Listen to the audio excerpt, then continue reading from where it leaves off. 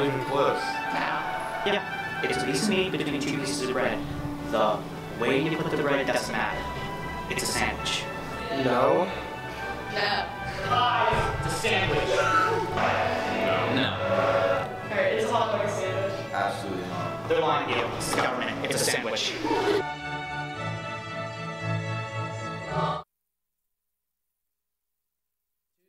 April 24th, 2018, and I'm Aiden Dowdall. And I'm Natalie Dodson. Today is B-Day, as in Birkenstocks. Will you please rise and join me in saying the Pledge of Allegiance? I pledge allegiance to the flag of the United States of America, and to the republic for which it stands, one nation, under God, indivisible, with liberty and justice for all. The class of 2018 would like to thank the teachers and students who came out to watch and participate in the first of what we hope will become an annual event, battle between the students and the faculty in the dodgeball tournament. The students won this battle, but the teachers are geared up and ready to go next spring. Will the seniors keep this trophy, or will the teachers rally and take it away? The Forensic Speech and Debate team will meet in the library after school on Thursday, April 26th. Student ambassadors, do you want to make a difference in your school community? Come to the Student Ambassador Interest Meeting Wednesday, April 25th after school in the cafeteria. If you have any questions, please see Ms. Simmons in the counseling office. The first ever World Language Variety Show will be held on Tuesday, May 29th at 7 p.m. Auditions for the show will be after school on Monday, April 30th in the band room. Requirements for the acts are performed in or accompanied by a language that is not English. Acts can be solo or group. They can be music, dance, drama, comedy, anything. At least one performer, if in a group, should be enrolled in a world language class. Acts should be about 3 minutes long. Sign up for auditions outside the French room, room 143. If you have any questions, email Madame Chevrolet or leave her a note in room 143.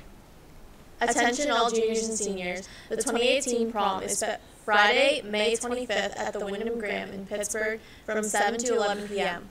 Prom packets are now available in the attendance office and in room 252. Please only pick up one packet per couple. If you have any questions, please see Mrs. Baker in room 252. Athletics, track and field. The track and field team had a meet yesterday, and the following athletes turned in outstanding performances: Hannah Rhodes, Kaylin O'Donnell, Alec Tamila, and Abby Scott. The Ultimate Frisbee team beat Chartiers Valley this past Saturday 15-6, which puts their PUHL record at 5-3 for the season. Today's athletic schedule is as follows: Varsity track and field versus Baldwin, South Fayette, and Upper St. Clair at 3 p.m. at Baldwin High School. Early release at 1 p.m. Departure at 1:20 p.m.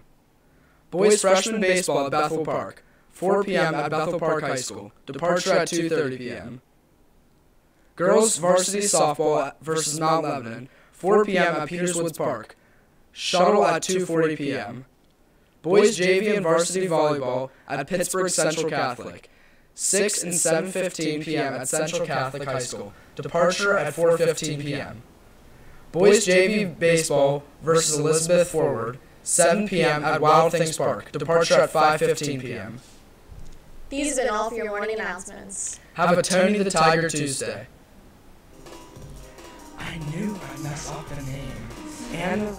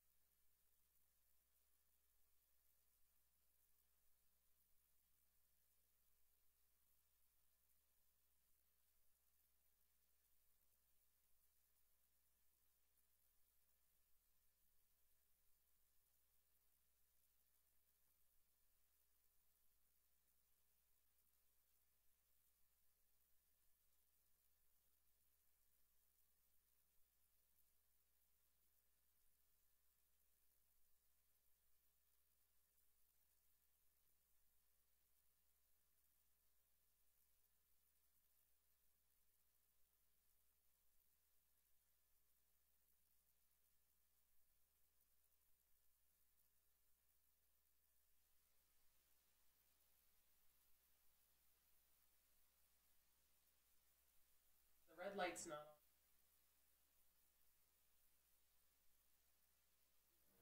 on. 1, 2, 3, Kelsey. So this is mic number 9. I don't. Switch over to mic number 8. I truly do not think you're going to get anything out of 9.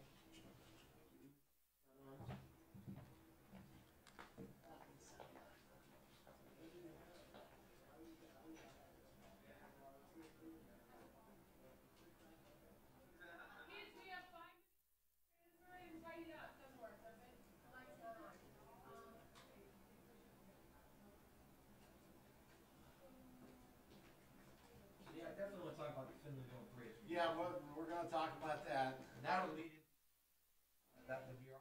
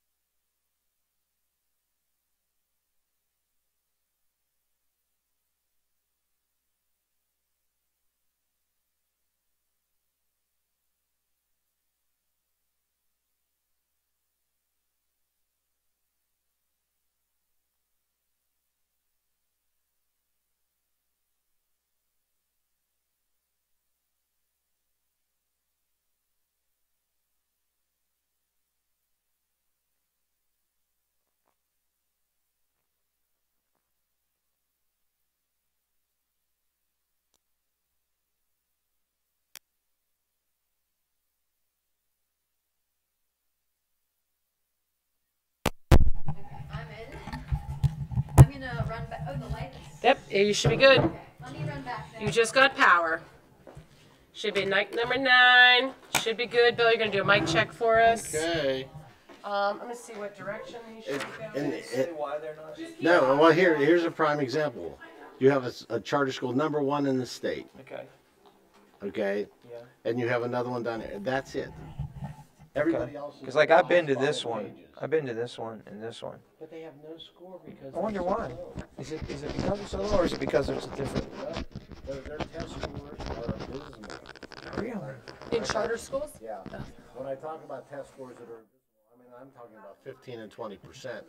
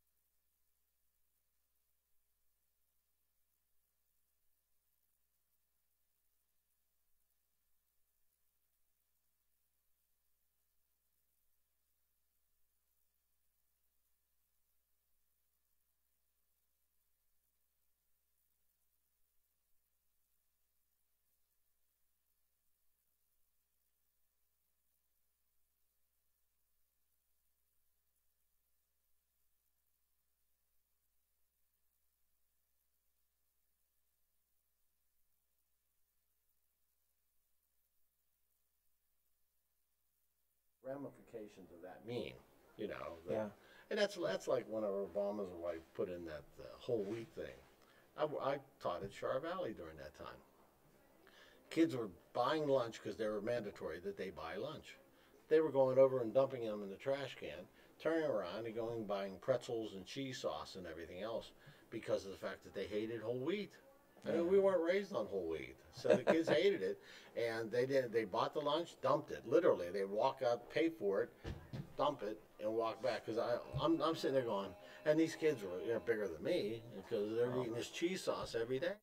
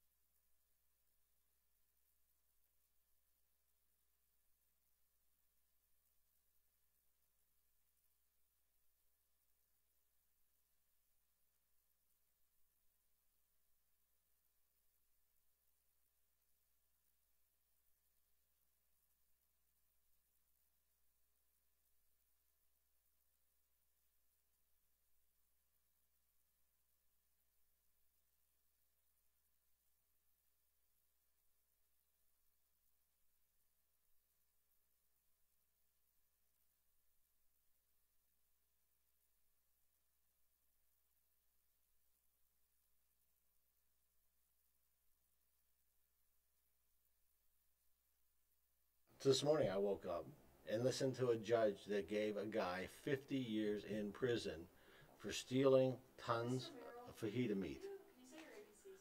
I think I can. Oh, you want me to say it? A, B, C, D, E, F, G, H, I, J, K, L, M, N, O, P, Q, R, S, T, U, V, W, X, Y, Z.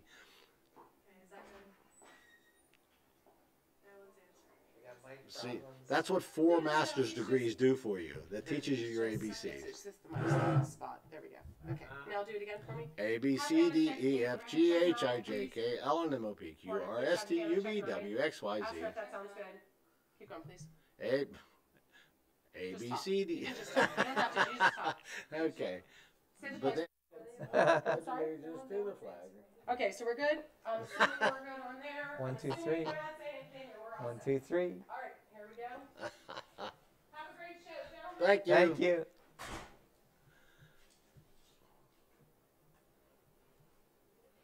I take towards the end, 5 minute, 3 minute, then 1.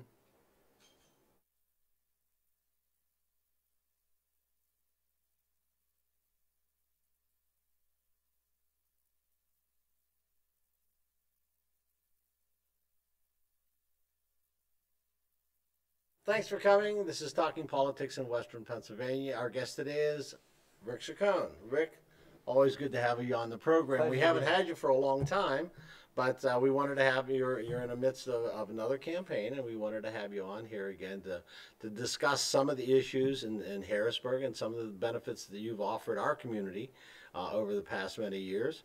Let's start off with that, if you don't mind. We're going to start. One of the biggest benefits that this community has received from any of our representatives has been the Finleyville Bridge. Why don't you talk about that for a little bit? Well, the Finleyville Bridge is it's an interesting topic because I remember when I first ran back in 2010.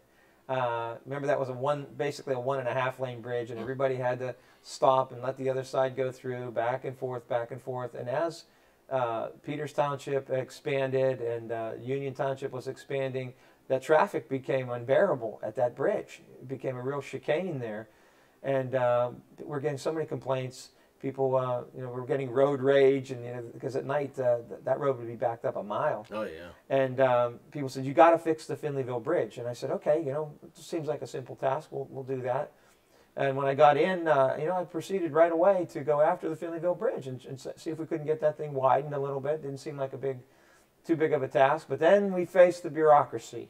We faced the bureaucracy in Harrisburg, and that's when I really found out just how thick that bureaucracy is. And we have a lot of rules, and I know rules are there for a purpose, and we need rules. But sometimes the rules are so onerous that it takes time, too much time and money. And so we started off with, we have to have an environmental impact study on widening that bridge, and we have to have an engineering study on what we want to do to widen that bridge. And there's some railroad tracks there. We have to coordinate with the rail industry and see what they, if the tracks will have to be raised or lowered or diverted, and that took, if I remember correctly, that took around $800,000 to do those studies. And then we have to say, okay, we find out we're going to have to buy some right-of-way property on both sides of that bridge from homeowners there to widen that bridge. So we're going to have to, negotiate with those homeowners to see if they're willing to sell a sliver of those properties, or whether it might have to be taken with eminent domain. And again, this is taking time. Years are now clicking by. Mm-hmm. And then we have to say, well, we're going to fund this. How much is the bridge going to cost? I think it was a couple $1 million now that I'm trying to think back the exact figures. But to actually just widen this small little bridge a half a lane more. And then we have to try to get that in the funding process. With all the budget problems we're having in Harrisburg, how are we going to get that in the process in the pipeline, so to speak, to be funded? So we were able to do that. That took, I think, a couple of years to get that in there. And then we said, no, now we're going to have to schedule construction and, schedule these things out and work with the railroads and work with the PennDOT and so forth. And, all these things, it ultimately ended up taking 5 years to widen a little bridge like that, a half a lane more. The bridge is beautiful now, as you drive over it. Yeah, people go by it, and I hope as they're driving over it, they remember that we actually got it done. But it took far too long, is my point. And I think the regulations, while they're well intended, are sometimes onerous, and we need to be able to fast track through some of these things. I mean, on a small bridge like that, I use the example. Both my sons are civil engineers in the military. And we could have came out and put pontoons down and had tanks driving over that bridge in about 4 hours. But instead it took 5 years to widen that. And the aggravation that the people had to continue going through while we planned and worked and tried to fund that little bridge. People had to suffer through that. And it took a lot longer than I wanted to, but it was my first taste of just how thick the bureaucracy is. Now, I've had plenty of chances to see since then how often the bureaucracy gets in the way of trying to do the right thing. Well, I pointed that out because of the fact that having been a resident growing up in Peters Township as well, that is probably the biggest single activity that has benefited our community that I can remember of any representative doing for this district. So I just wanted to make sure that most people don't know who was involved. They know it showed up.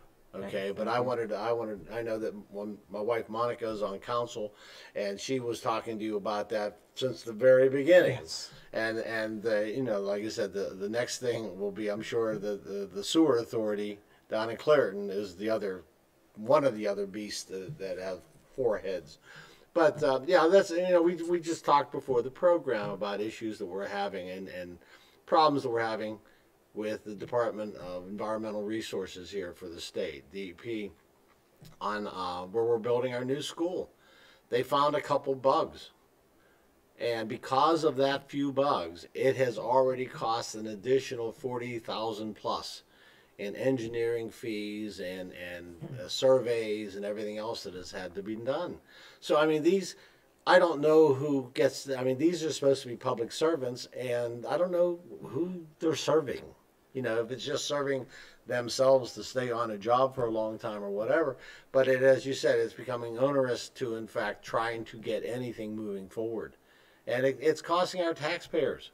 And that's what's really irritating me. These people are supposed to be there to help us, and they're not doing a good job of it. And the Department of Education, don't even get me started there, because that's a whole other bailiwick. So when government becomes an obstacle, that's the problem. And that's why we have to look at these things.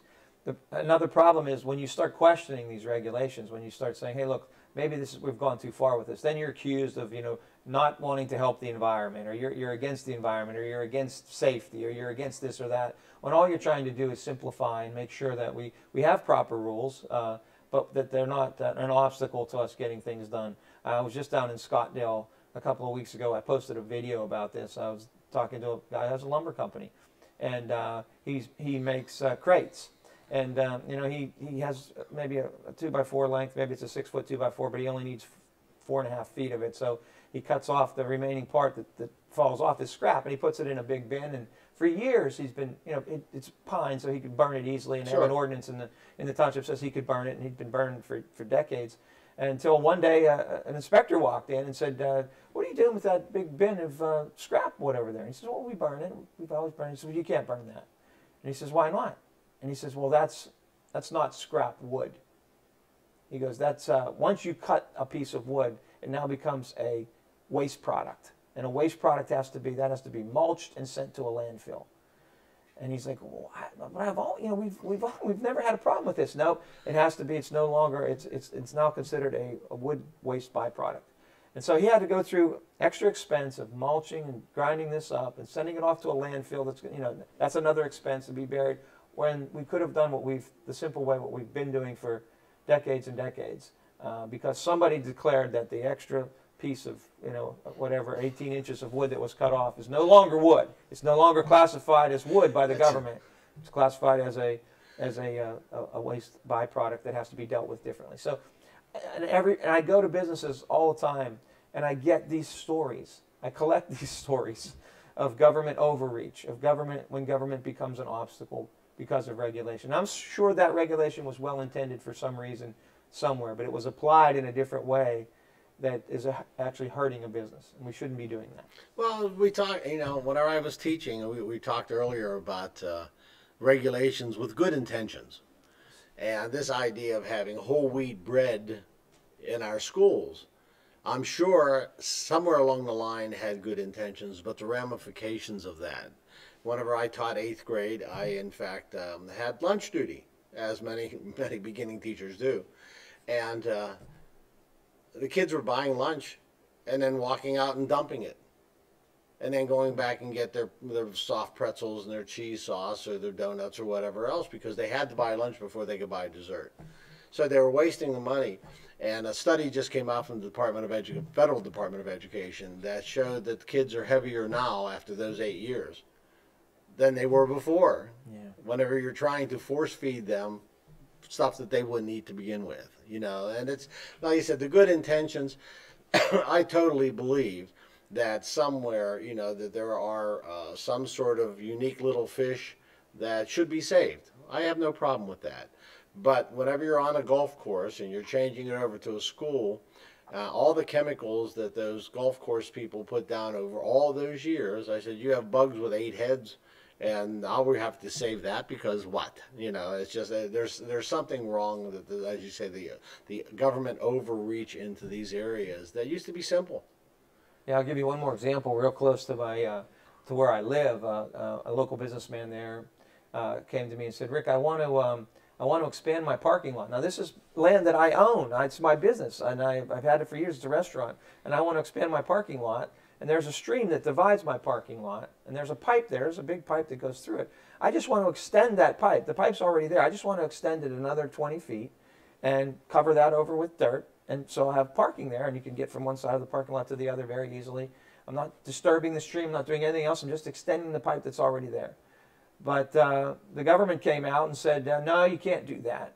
First, we're going to have to do an environmental impact study. There might be something in that stream. There might be fish that could be affected by that extension of that pipe. And that's going to cost you, I think he said, if I remember correctly, $40,000. And he said, I just can't do that. This is my own property. He says, why can't I be able to extend a pipe that's already there? I'm not changing the direction of the stream or doing anything with it. And we fought. They brought me in. I tried to work with the bureaucracy on it to try to make it happen for him. We couldn't make it happen. He couldn't afford to do the things that they wanted him to do.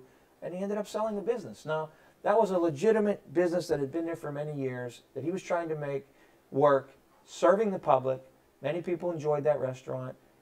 Because of government overregulation, he was forced to sell that business. And those are the things that people are frustrated with when they say, we want a government that's out there protecting us, but we don't want one that's going too far and actually hurting us or obstructing us. Well, we'll move right into government bills and things like that. Passing through the House is a bill, and we talked about it. You know, you get thousands of bills that are presented to you all the time. I do. Okay, and I think the public should really know how they're presented. So, in fact, whenever, because I had a member of the school board actually contact me and say, listen, this bill states that you will no longer be able to run for school board on both parties anymore. It'll have to be a political position versus that of a non-political position. And he happens to be in a minority party. And I pushed to have him, you know, I pushed the majority party to envelop him into our information because one, he's a good man, and two, the other person is also a very good person. And I wanted them, because I enjoy working with them because we've gotten a lot of things done. But the other thing is they're good people. And they should have the right to, in fact, you know, have the opportunity where if you're in a minority in a majority group and it's only political now, the majority is going to run constantly the whole thing, and it's not going to be good for anybody. But your name is on there, as I mentioned to you. Your name is on there as having voted for the bill. Now, so people before they go, oh my God, why did he do that? Let's talk about the process, okay? And I think that's something that everybody has to understand, because whenever a bill is presented to you in the hundreds of forms that there are per week, how is it presented? So, you know, the process is we have about more than 2,000 bills a year come through us, come through the legislature. And, excuse me, you're only in session for how many days? Total? Well, we're in session several months out of the year, over 100, maybe 100 days. Okay, so you're in session, but you have 2,000 bills coming in front of you. So this is why the process was originally set up, to give you a synopsis of the bill so you have an understanding of what the total meaning is. Right. Now, that's not an excuse for us. You know, we should be looking at every bill, but I've always complained that we didn't have enough debate on every bill.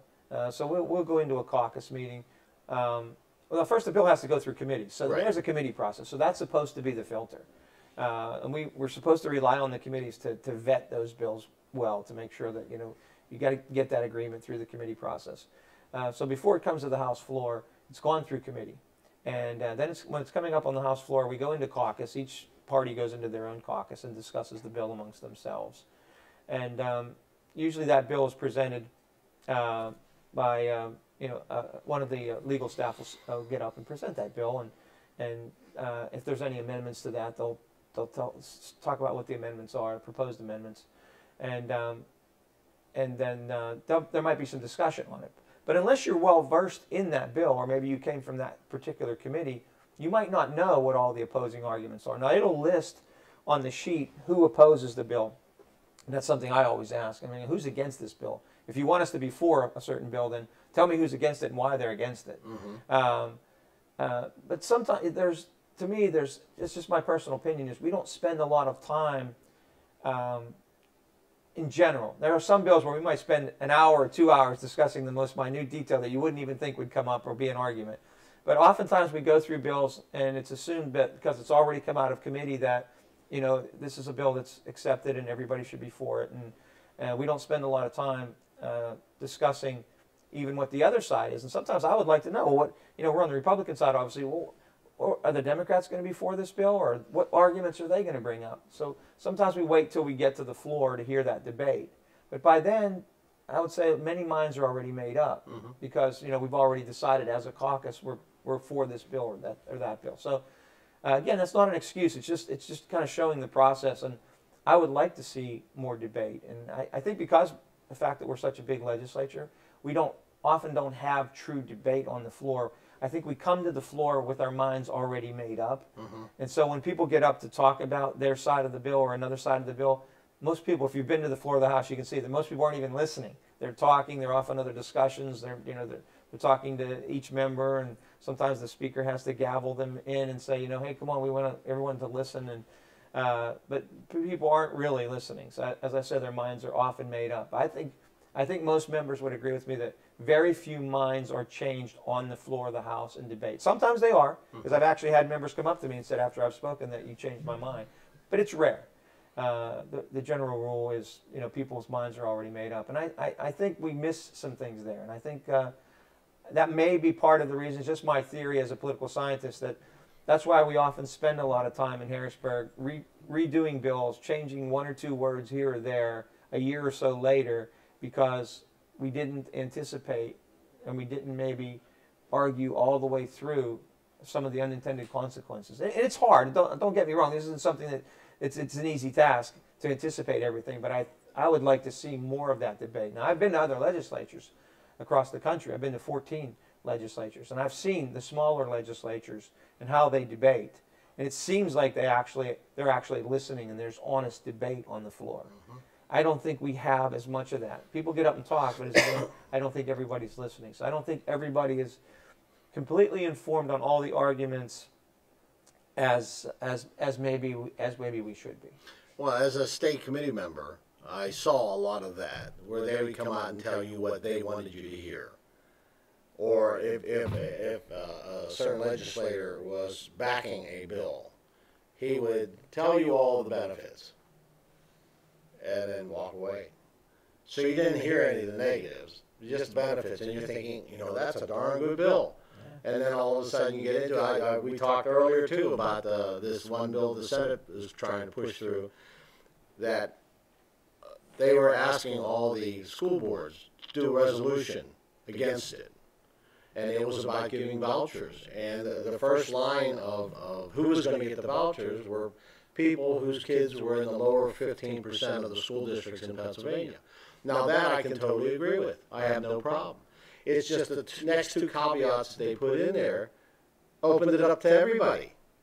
And so, I mean, the ramifications of that, of course, would be that not only would bad schools be given that right, but then good schools or mediocre schools or medium schools or however you're going, everybody would be shifting, and it would be a transportation nightmare because the law requires us to, in fact, transport people to different schools within a certain mile range. They don't talk about that. So I voted against it here for the resolution, and finally it got to the words of the minds of the people, the ears of the people that were pushing the bill, and they pulled it. It was supposed to be voted on today, and they pulled it to change that verbiage to mean what they wanted it to mean. But once again, they were told this is what it is, and okay, that's a good idea, but they never read the ramifications. Rick, you just went through a very, it's not a contentious, but it's such a close race that it was like ridiculous. Millions or what, half a million people voted? About 200, over 200,000. 200,000 and 220,000. 600, 700 votes separated the two people. At one point, we were 95 votes apart. Yeah, like I said, it was amazing to watch. The sad part is, once again, Americans don't do their civic duty and get out to vote. And even though that was a decent, we have about 14,000 voters here in Peters Township alone. And a good almost 50% of those sat home. In foreign countries, and you've been there, and so have I, they vote. They have their thumbs purple whenever they walk out, and they have people willing to kill them for demonstrating their opportunity to vote. And we just sit home watching reruns. And it's just really sad that, in fact, we can't get voter participation up again. I don't, whenever I was 18, when I was graduating here from Peters, you still had to be 21. So as soon as I turned 21, they changed the age to 18. Of course, that's what always happened. There's such a disappointment, though, because these kids don't know a lot of the history. They don't know what's happened. They're on, they're eating soap pods. They're eating, the newest thing is eating ramen noodles out of the toilet. I saw that the other day on Facebook. I'm going, what is wrong with these kids? These are the people that we're handing our country over to in years, and it scares the heck out of me because of the fact that where do we go? I don't know how we're going to get this group educated to a democracy so they understand what voting really truly means. Because there are only 10% or so of the kids between the ages of 18 and 21 that actually come out to vote.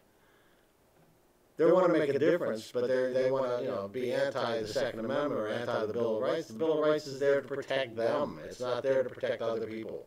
And it's really sad. As a social studies teacher, I told my kids, don't ever give up your rights. And the other teacher who taught social studies in 8th grade came and said, why are you telling these kids that? I said, because you're an idiot, that's why. You never tell anybody to give up, because when you need them, they'll be gone.